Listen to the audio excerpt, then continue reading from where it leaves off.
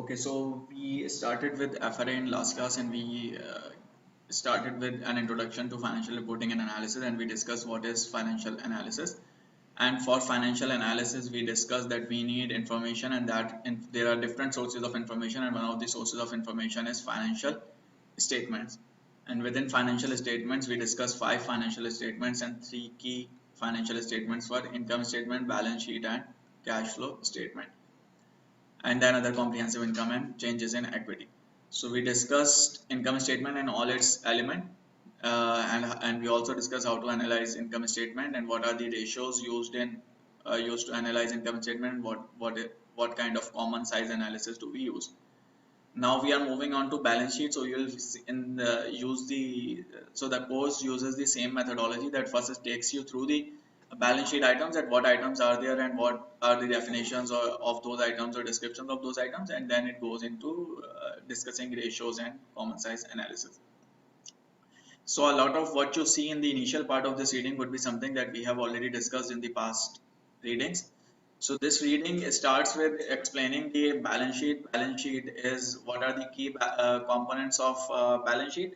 Key components of balance sheet are assets and liabilities and equity. So you list down all the assets, and you list down all the liabilities, and you list down all the equity. And your assets are the sum are equal to the sum of liability and equities, because you have two sources of capital. Either you finance it through ownership or you finance it through debt. If you combine those two, that will make the overall firm value, which is asset. So asset value is the firm value. How do you make it? So when you are making balance sheet, you can use two different methods. So one of the methods is that you, for example, report fixed assets, and you report current assets, and then you report liabilities and equities. So if you are separately reporting current assets and fixed assets, that balance sheet is known as classified balance sheet. Another format can be that you list down all the items based on their liquidity. So for example, most liquid one, then lesser liquid, and then lesser liquid, and so on. That is known as liquidity based balance sheet. So generally you will see in balance sheet, you will see a classified balance sheet being reported or presented. What are the key items? So these are some items which we have already discussed earlier.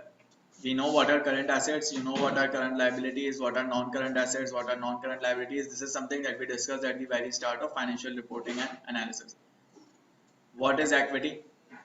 So these are some items which we have already discussed. We will now only discuss those items which come as an addition to what we had already discussed earlier.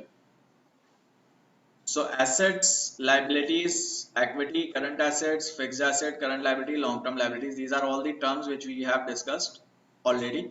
So if there is there any confusion with respect to understanding of these terms or the meaning of these terms? And classified balance sheet we just discussed. So this is a classified balance sheet. If you look into it, current assets and non-current assets are separately reported. Another type of presentation, as we discussed, can be liquidity based presentation, in which you have assets in terms of their liquidity, listed down in terms of their liquidity, most liquid first and the least liquid at the end. So this is how balance sheet is structured. Within current assets, different items include cash and cash equivalents, meanings cash or most liquid securities which can easily be converted into cash. Marketable securities are your short-term investment in T-bills, notes, bonds. Quite often you will see analysts combining cash and cash equivalents with marketable securities, or looking at marketable securities as a part of cash, or sometimes you will see them looking at marketable securities separately. So it would vary from user to user. Trade receivables, which are receivables for selling your goods. So if you sell your goods on credit, you will receive some amount in future, and that is an asset, that is trade receivable. Inventory, the products which you have, or other current assets, any other current asset which are not a part of these categories. It can be prepaid expense, deferred tax asset, or any other assets. Similarly, in current liabilities, we have account payable, the payable that if you buy something on credit, you will have to pay in future. Notes payable, that is again amount owed to trade creditors or through loan agreement. If you have taken loan through notes, that is notes payable. Accrued expenses, expenses which you have incurred but you haven't paid for yet, you will pay in future, like for example electricity expense, if you are paying it next month. Deferred income, that is unearned revenue or deferred revenue, that is you have received cash but you haven't yet made the sale, you haven't yet delivered the goods or haven't transferred the risk and reward.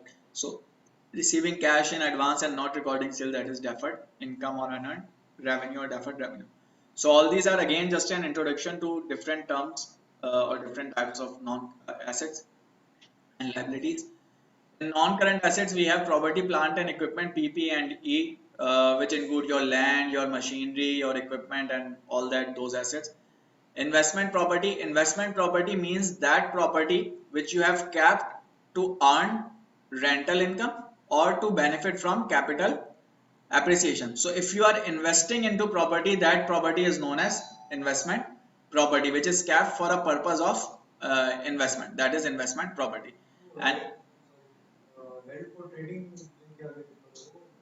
no, this is investment property. Held for trading is for financial assets. This is property.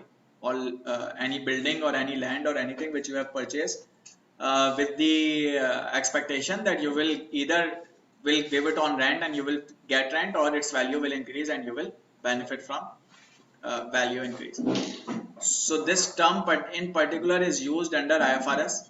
US GAAP does not have any specific identification of investment property. It will just call it property. Intangible assets are those assets which do not have physical existence and which cannot be, you can say, which cannot be touched or which do not have physical existence, but still which give you some which give you some benefit in future, which are expected to give you some benefit in future. Goodwill is the excess amount which you pay to purchase something. So for example, if you are purchasing assets worth $100, if you are purchasing a company worth $100 million, and in order to buy it you are paying $110 million, then this difference between 110 million and $100 million is the goodwill which you have paid, or is the extra amount which you have paid to buy it. This is known as goodwill. It is the excess amount if your purchase price is greater than fair value of identifiable assets and liabilities acquired. If your purchase price is greater than fair value of identifiable assets and liabilities acquired, that is goodwill. Then financial assets, companies investments in notes, bonds, other fixed income. So if you invest into any financial asset, that is known as, that is a part of financial asset. Moving on, definition of intangible assets or the treatment of intangible assets. So treatment is generally that they are recognized on balance sheet, and when are they recognized? They are only recognized if it is probable that future economic benefits will flow to company, and if cost of asset can be reliably measured. If you can reliably measure that what is the cost of this asset, and if you also know that in future it will give you some kind of benefit, then you record it on balance sheet. And examples can be patents, trademarks, copyrights, licenses, franchises. So there can be two types of intangibles. First type is acquired intangibles and the other is internally created intangibles. So acquired intangibles are generally recorded on balance sheet. Why recorded on balance sheet? Because when you acquire something, you pay a cost, so you know what the cost is, and also you know what kind of it is. And generally if you are buying something, then you buy it because you expect some benefit in future. So they have some probable benefit in future, you know, their cost is measured, can be measured, so they are recorded on balance sheet. But when we talk about internally created assets, they are not always recorded on balance sheet. Why? Because when you are internally creating something, your valuation is subjective. You do not know what the value exactly will be. So you can give any value if you are given a free hand. So if management is given a free hand, it can get any value to the internally created asset. Secondly, if you are internally creating something, you are not sure if that will actually become useful or not, or if that will actually be useful in future or not. Maybe you fail to develop it, maybe whatever expense you make go as sunk cost. So what IFRS says is, IFRS says that all the expense, so when you are making an asset, generating an asset, there are different phases which you have. First phase is research, then you have development, and once you have developed it and feasibility is established, then the asset is complete and created. And then you have feasibility, and then you have asset being created. So IFRS says that research cost should be expensed, And this development cost, once you have done the research and you know that now you are good to go with development and you have started developing it, then you should capitalize the development cost or record the development cost on balance sheet. But US GAAP says all the costs should be expense. All the research and development costs should be expense. Also, generally, remember, generally, not always, but generally, internally created brands cost, startup cost, and training cost are generally expensed under IFRS and US GAAP. So, one key point to remember is when you acquire something, you record it on balance sheet, but when you are internally generating it, you do not always record it on balance sheet. There are restrictions to it, and only if it is probable that benefits will flow and its cost can be reliably measured, and you know that you will actually be able to create it, then you record it on balance sheet. With respect to goodwill, both, so when does goodwill arrive? So remember, you cannot record your own goodwill. You only record goodwill in times of acquisition. So if you acquire something, only then you record goodwill, because it is purchase price minus fair value of identifiable net assets. And when you record goodwill with time, goodwill can decrease in value. So you have to test it for impairment annually. So what you do is every year you find out the value of goodwill, or you estimate the value of goodwill, and then you compare it with the value that you have on balance sheet. And if you think that value has been reduced, then you impair it. Impairment means that you reduce the value of goodwill on balance sheet. And when you reduce it on balance sheet, that is a kind of loss, or that is a kind of charge. So where do you record that loss? That loss on impairment, which is also known as impairment charge, that is recorded on P&L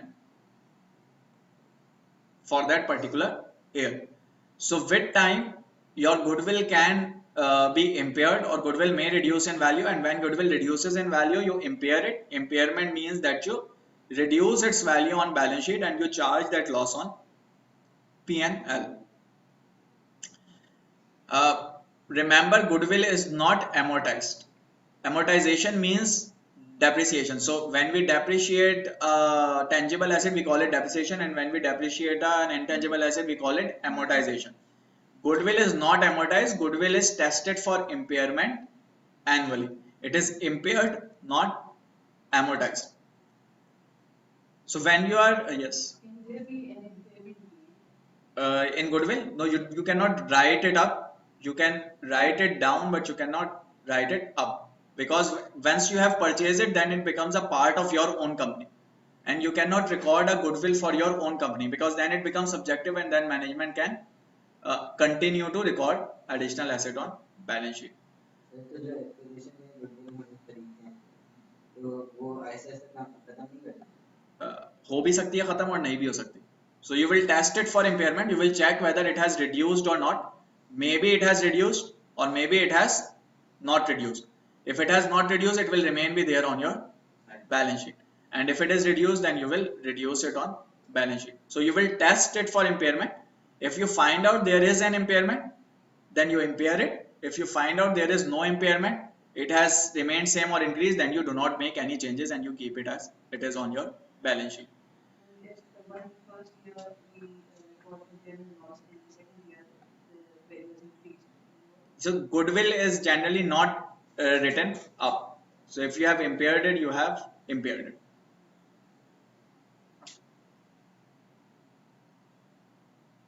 Requirement for recognizing goodwill.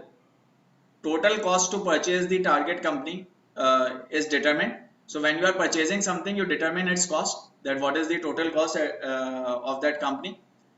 You determine, so for example, let's say you are buying something for $100 million. This is the cost at which you will buy it, purchase price. Then you determine what is the value of its overall business, or worth of its business. That is, what is the value of identifiable assets minus liabilities minus contingent liability. And remember, you find out the fair value, not the book value, because book value will generally be lower. Market value will generally be higher, because over time assets would have depreciated or would have increased in market value. So you look at the fair value of identifiable assets, liabilities and contingent liabilities. When you subtract liabilities from assets, you get net assets. So it gives you identifiable net assets acquired. And let's say the value comes out to be $80 million. So this means the value of the assets that you are acquiring is $80 million and the value that you are price that you are paying is 100 million. So this difference between purchase price and value of identifiable assets, net assets is known as goodwill. So you will record it as goodwill. Sometimes what might happen is that you pay a lesser value compared to asset value. That can also be the case. Yeah, so maybe you buy something at discount. So it is 80 million, but you are paying $70 million. So maybe at times you are able to buy something at discount, at even the lower value than what it is giving you. That is known as bargain purchase. Yes. So when do we call it a premium?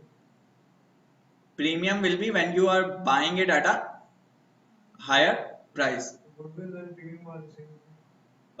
Generally, but premium is not a terminology. So when we say premium, we generally mean premium to the base price.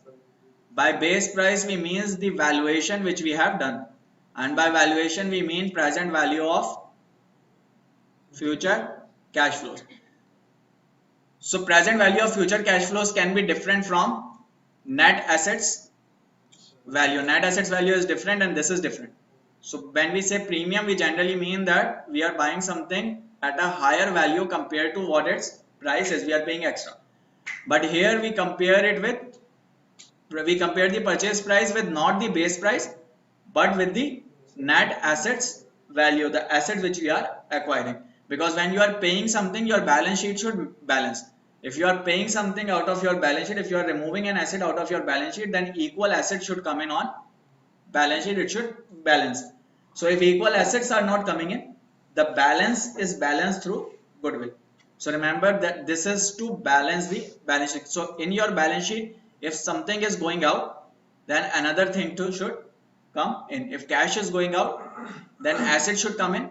If assets value is lower, then you will have goodwill coming in, because your balance sheet otherwise wouldn't balance. So it is with respect to assets on your balance sheet or on your assets that you are acquiring or liabilities that you are acquiring. So bargain purchases, when you pay a lower price. When you pay a lower price, obviously there is no goodwill because you haven't actually acquired any goodwill, but instead there is negative goodwill. That is, you have bargained it. So this is a kind of gain. So as it is a gain, it is recorded in P&L. So you record this gain in P&L. You have bought something for a cheaper price. So again, assets would come in on your balance sheet, but the cash which is going out is lower. So that means there is this difference. How do you make up for this difference? You make up for this difference through equity, by increasing your equity. And how do you increase equity? Through P&L. So you record gain on P&L. That gain flows from P&L to equity, and that's how your balance sheet gets balanced. So remember, all the financial statements are linked. Changing one thing on one financial statement will have an impact on another financial statement. So you should know the link. You should know how items flow from P&L to balance sheet. How are they flow into cash flow? How are they all these interrelated? Otherwise, you wouldn't be able to analyze the impact. So remembering it is not enough. You should know how is it flowing through financial statement, so that you are able to find out whether the treatment is even right or wrong.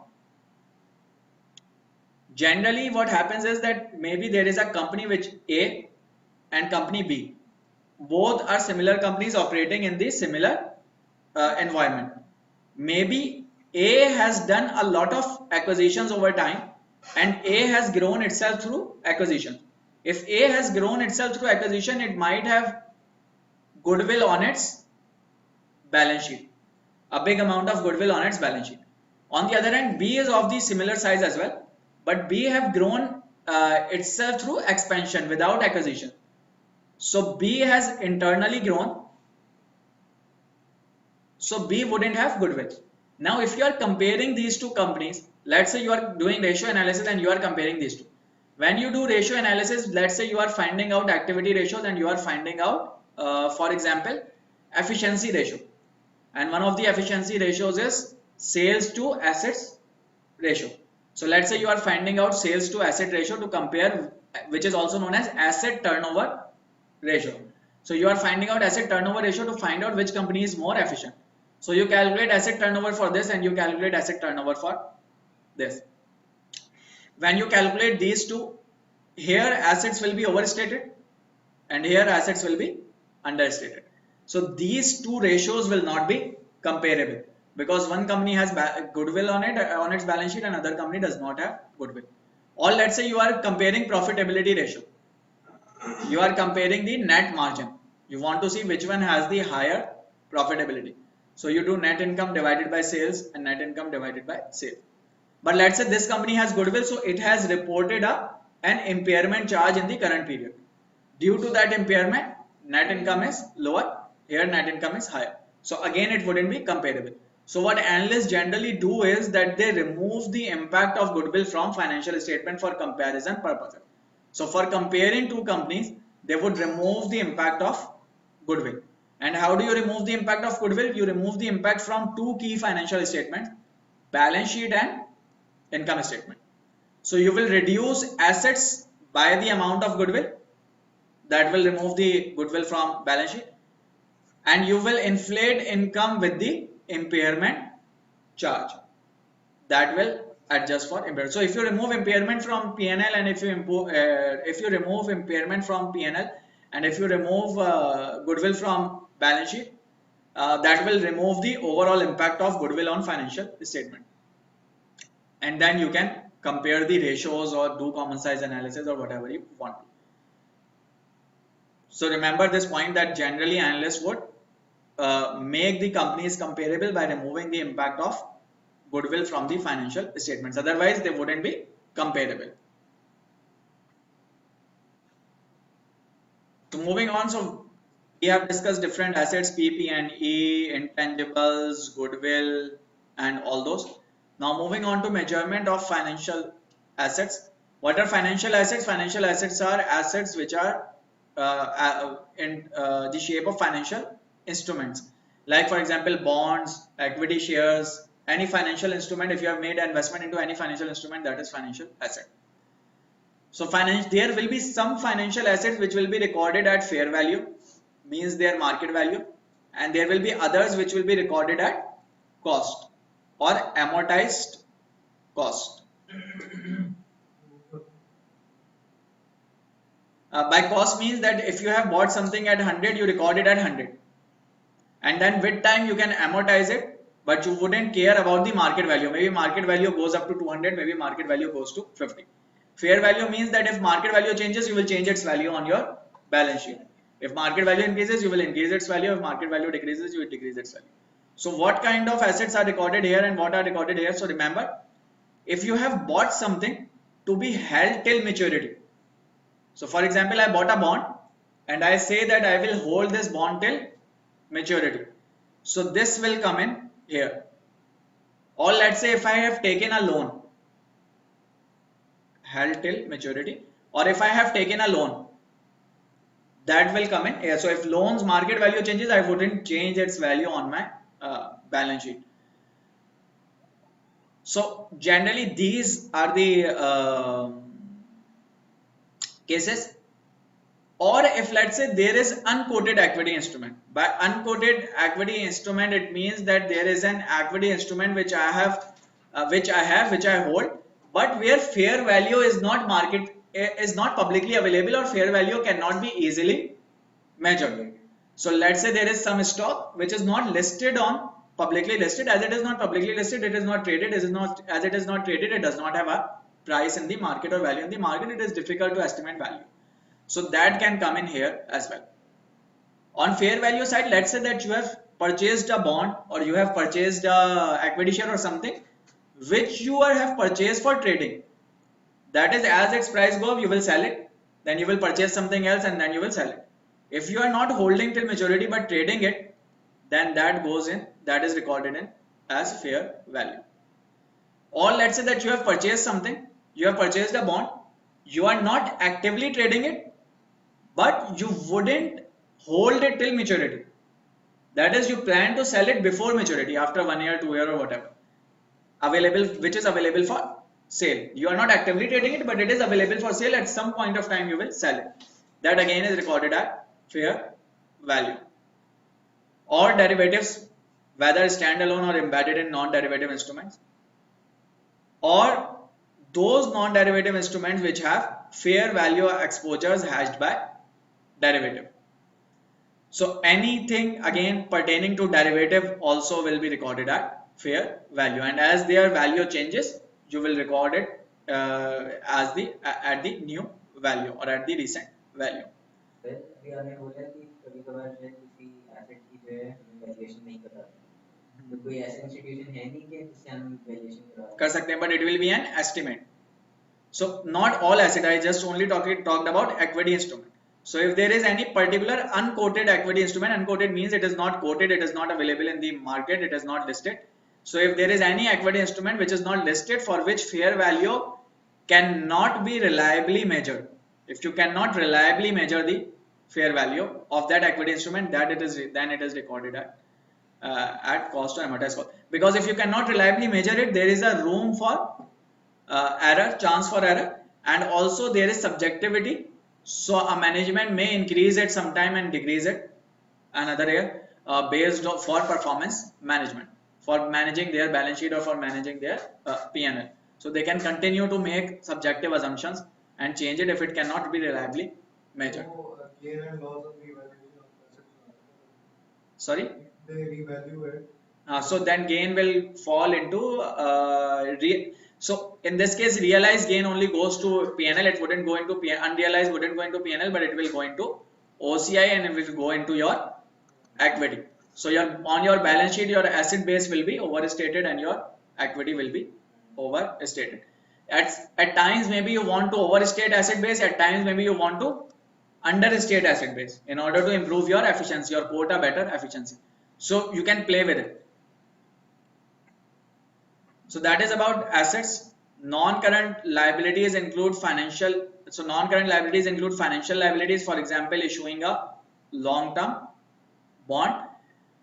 When you issue a long-term bond, it means you have borrowed a loan. So that is a liability for which you have to make payment in future. Or deferred tax liability. This will come in. Deferred tax asset and liability will come in later. But for now, just remember deferred tax liability is also a kind of liability. And this is a liability in which you are expected to make a payment in future. That is, you have to make a tax payment in future. Your liability would come in to make your tax payment in future.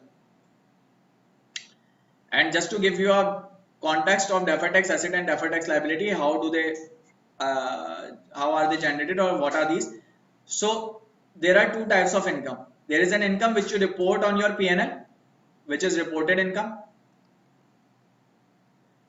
and there is an income which tax authorities consider to be your income, or which tax authorities think or use as your income for their purposes. That is taxable income. What is the difference? So let's say maybe there is an expense which is tax exempt as per tax authorities. So in that case, taxable income, tax authorities wouldn't charge you a tax on that income. Let's say there is an extra income, but for reporting purposes, maybe it is a tax is required to be calculated. So in reporting purposes, you will have a tax on it. Let's say there is an expense for which you can for which tax authorities give you a benefit that you can include this expense as a part of taxation or in calculation for taxation.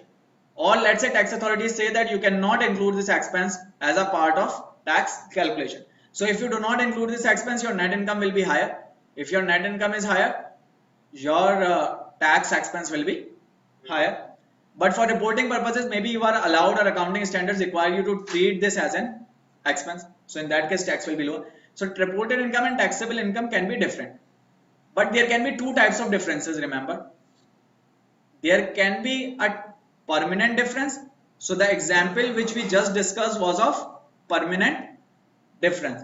Something is allowed under reporting but not allowed under taxing as per taxation authorities, or something is allowed as per taxation authorities but not allowed as per reporting. That is permanent difference. If there is a permanent difference, then it is your gain or loss which you have made. There is no liability or asset for future. Why? Because that difference will never be reversed. If you haven't paid it, if you have to pay less, if permanent difference tells you that you have a lesser expense, you will pay a lesser amount. If it tells you you have a higher expense, you will pay a higher amount. That way wouldn't ever be reversed. But there can be another type of difference which is known as temporary difference, which is expected to be reversed in future. What is that? So let's say that for reporting purposes, you are told that you should use a straight line method. Taxation authorities say that you should use reducing balance method or accelerated depreciation method. So here in reported income, your depreciation for initial years will be lower compared to this one, and in later years it will be higher, and your net income will be higher in initial years and lower in later years. So if your net income is higher, your tax will be higher.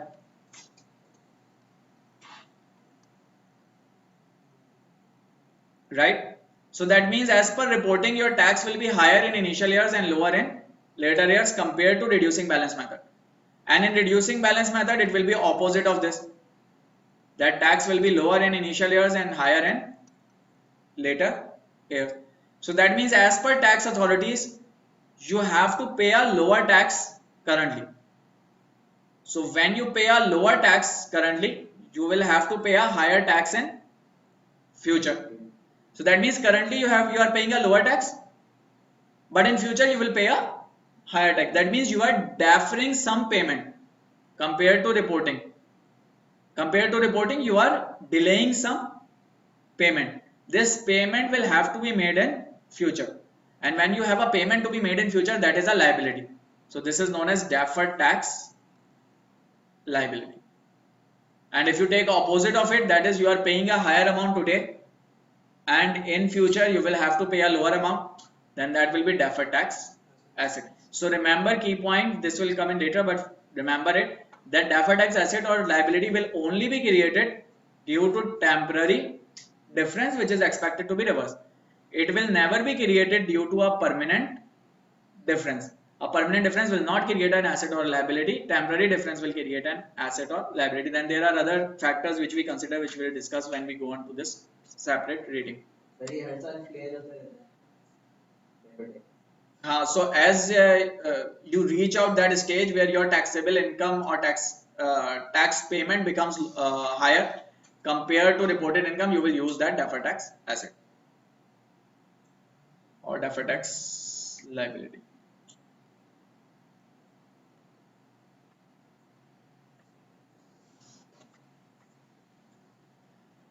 So we discussed assets, we discussed liabilities, and then equity. What is equity? Equity is all the owners' capital. It includes the capital which owners have injected. It includes the earnings which were generated by the business for the owners and which were kept in the business as reserve, or it includes any other reserves. So it includes capital contributed by owners, whatever capital owners have provided. It includes preferred shares. It includes treasury shares. What are treasury shares? So let's say that you issue 100 shares and later you buy back 20 shares. So in market you only have 80 shares, outstanding are 80. So this 20 is known as treasury shares. So on your balance sheet you show it as 100 minus 20. 20 is treasury shares. This means that you can again issue something from this 20. Retained earnings. Retained earnings are part of your reserve. These are those earnings which were generated by the company for this is the net income which was generated and not paid as dividend. From net income, some will be paid out as dividend to common stock and to preferred shareholders, and the remaining amount will be retained within the company. That is known as retained earnings. It is a kind of reserve. It is, and how do you calculate ending retained earnings? It will be beginning balance of retained earnings plus net income for the year minus dividend payment. Accumulated other comprehensive income, just we discussed in income statement topic as well.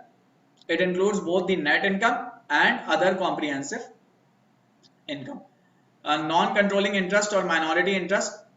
So if equity interest of minority shareholders in subsidiary companies that are consolidated by parent company but not wholly owned by parent company. So what does it mean? Let's say there is a company which has A, B, C, D and so on. So in those companies, let's say these are subsidiaries, maybe 10% is owned by someone else, maybe 15% is owned by someone else and so on. This is known as non-controlling interest, the interest at which you do not have the control. Statement of changes in equity. So this statement tells you that how has equity changed over time period. So it will tell you beginning equity and then all the changes plus and minus and then ending equity. Reconciliation of beginning to ending. What is the information shown on this statement? Information include total comprehensive income for the period because this will increase the equity. Effect of any accounting changes that have been retrospectively applied by to previous periods. Capital transactions with owners and distributors to owner, if new capital is coming in or a capital is going out. Reconciliation of carrying amount of each component of equity at the beginning and end of the year. That is this beginning going from beginning to ending and finding out what all has changed. And how is it made? There is just an example which you can go through if you want to, that how is it made. So it will start with beginning balance and it will end at ending balance, and all the changes will be captured within it. And these changes can be related to retained earning, common stock, accumulated other comprehensive income, and then if you sum them up, that will be total shareholders equity. It will tell you how much was due to change in retained earning, how much due to this, how much due to this, how much due to this. So this is how it is made. Just go through it once if you want to, so that you have an idea about it. So that is balance sheet in which you have assets, you have liabilities, and you have equity. How do you analyze balance sheet? Again, same tools are provided here again, which is ratio analysis and common size analysis. So similarly as you did in income statement, in common size analysis, you assume sales to be 100% and you had shown everything else as a percentage of sales. Here in common size analysis, you assume total assets to be 100% and you show every other item as a percentage of total asset. So it will make comparisons easier. For example, if you are comparing three companies, you know that these two have high liquidity because they have 31% of cash, while this has lower liquidity because it has only 6% of cash. So it makes comparisons easier. Secondly, you would also know that these two companies are unlevered because they do not have much of liabilities on their balance sheet. Most of it is equity. So not two, only this one. This has most of it is equity, while these two companies are highly levered because they have lesser amount of equity on balance sheet and higher amount of debt. So this makes comparison clear, not only among the companies, but you can also analyze one company over a specific time period. So for example, you can check for 2016, 17 and 18. So you would know how has it changed. How has liquidity improved? How has leverage improved or deteriorated? How has balance sheet changed over the years? And this will tell you something or give you some insights into the company, that how is company changing with respect to asset and debt profile or risk profile or liquidity and solvency profile. So common size analysis are very helpful with respect to income statement, balance sheet, cash flow statement, all with respect to competitive analysis and also with respect to time series analysis both. What are the ratios? So when we talk about balance sheet, initially when we started this subject, we discussed that when you are analyzing balance sheet, key analysis parts are liquidity and solvency. When you are analyzing income statement, key analysis points are growth, top line growth, and profitability. So you look at GM, PBT, net income margin, and you look at 3-year CAGR, 5-year CAGR, and overall growth. In balance sheet, you look at liquidity and solvency. So you have liquidity ratios and solvency ratios to analyze it. What are key liquidity ratios? Key liquidity ratios include current ratio, quick ratio, and cash ratio. Quick ratio is also known as asset task ratio. What is the key difference? In current ratio, you take total current asset and total current liabilities and compare them. Total current assets divided by total current liabilities. Quick ratio is a bit of more conservative ratio or more stringent. It takes only the more liquid or trade related current assets in numerator, that is cash, marketable securities, and receivables. What does it mean? It excludes illiquid assets such as stock divided by current liabilities. So it again tells you the same thing, that is ability to meet short term obligation, but your estimate is more conservative. And then cash is the most conservative one, in which you only take cash and cash equivalent or marketable securities and divide them by current liability. With respect to solvency, you have long-term debt to equity ratio. If long-term debt to equity ratio is increasing, that means solvency is deteriorating. Why? Because your debt level is increasing, and as your debt level increases, your ability to pay off debt decreases. Debt to equity ratio or total debt means total debt divided by total assets ratio, or financial leverage, and one of the most used one among these is financial leverage, which is total asset to total equity. If financial leverage is increasing, this means debt level is increasing, and it means solvency risk is increasing. So these are different ratios which you can get. Yes.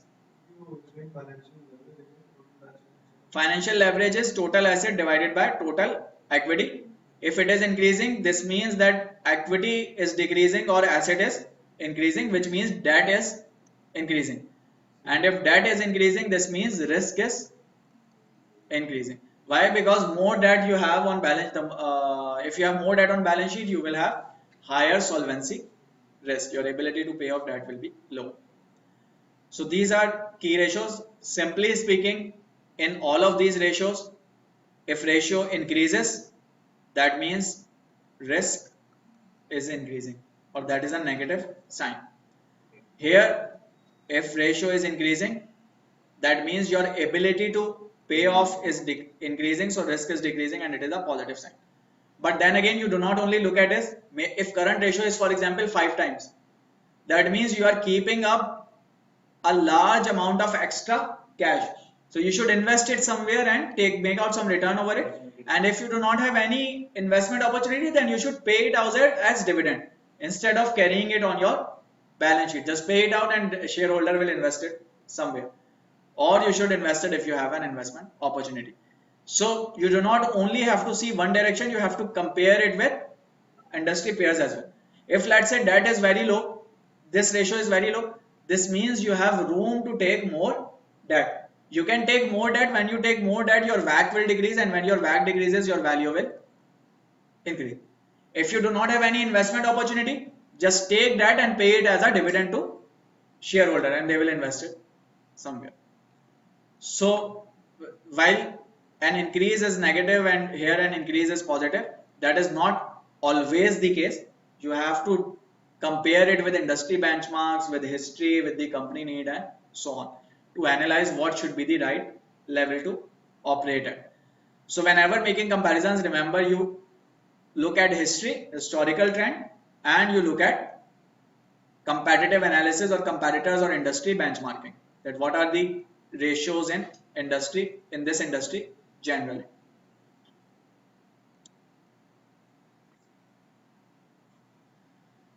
So that is about balance sheet. Carrying value of inventory is reflect. So what is carrying value? Carrying value is that value at which you record something on some asset on balance sheet. Carrying value means balance sheet value of the asset. So while this will come in next reading or in later readings, just to give you an idea, remember inventories are recorded at lower of historical cost or net realizable value. What is it? How do we calculate it? That will come in shortly in the reading of inventory that we will do later. But for now, remember that carrying value of inventory is recorded on balance sheet at lower of cost or net realizable value. So C should be your answer. For financial assets classified as trading securities, so they are for trading purposes. If they are for trading purposes, at what value should you record it on your balance sheet? Fair value. Anything kept for trading, which you are trading actively, will be recorded at fair value. Now second is that when you record it at fair value, you will record some gain or some loss. That gain or loss is unrealized. Why unrealized? Because you haven't yet sold it. So there can be unrealized gain or loss, or there can be realized gain or loss. So remember that for trading securities, unrealized and realized, both gains and losses are recorded on P&L. So for trading securities, both unrealized and realized gains and losses go into P&L. For available for sale, they are also recorded at fair value, but for them only realized gains and losses go to P&L and unrealized go to OCI, and then through OCI they flow into equity. In both the cases, they will eventually go into equity in balance sheet, but the route that they take is different. Here both flow through P&L into equity. Here realized flow through P&L and unrealized flow through OCI into the दोनों में what's the difference between realized and unrealized? realized means when you have sold and you have booked the profit, you have actually made the profit. Unrealized means that you haven't sold it but its value has increased. So you know you are having a gain. If you sell it, you will have a gain, but you haven't sold it, so you haven't booked the gain. That is unrealized. जो held to maturity थी उसमें In held to maturity, you record it at amortized cost. So as you are not recording at fair value, there wouldn't be any gain or loss from fair value. So it will just follow the schedule. So when you realize it, then it will go into P&L. So for trading securities, unrealized gains and losses flow into shareholder equity through, they are not recognized, no. They flow through income into retained earnings. For held to maturity, unrealized gains and losses will not be recognized. Why? Because you are not recording it at fair value. When you do not record it at fair value, there wouldn't be any unrealized gain or loss. The most stringent test of a company's liquidity is, so which one of these is most stringent? Cash ratio, because this is the most conservative one, in which you take only the most liquid ones, most liquid assets in the top numerator. So this is about balance sheet.